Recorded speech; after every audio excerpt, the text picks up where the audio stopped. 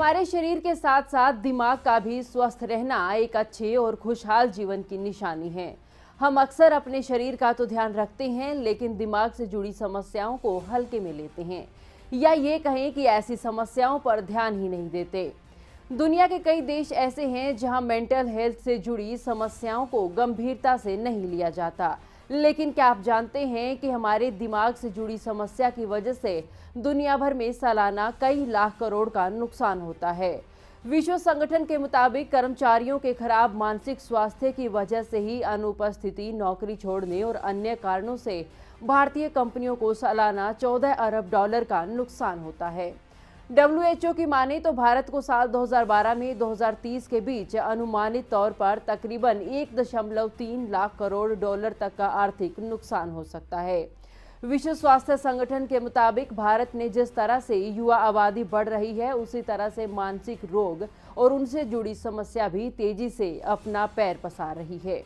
आंकड़ों के हिसाब से हर 10,000 में से 2,443 लोग मानसिक समस्या से किसी न किसी तरह से ग्रसित हैं। कुछ के लिए ये अवधि चंद हफ्तों की है, तो कई लोग महीनों और वर्षों मानसिक समस्याओं के साथ जी रहे हैं। इंडियन जर्नल ऑफ साइकियाट्री का आंकड़ा बताता है कि देश में औसतन 4 लाख नागरिकों पर 3 ही मनोचिकित्सक, जबकि कम से कम हर 4 लाख की आबादी पर 12 मनोचिकित्सक होने चाहिए। आसान शब्दों में अगर कहें तो देश में मनोचिकित्सकों की तादाद औसत से 4 गुना कम है और मानसिक सेहत को स्वास्थ्य का जरूरी हिस्सा समझना चाहिए।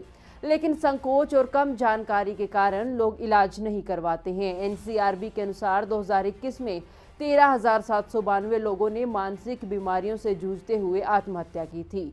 ये देश में आत्महत्या की तीसरी सबसे बड़ी ज्ञात वजह है और इनमें से 6,134 मामले 18 से 45 साल के युवाओं के थे।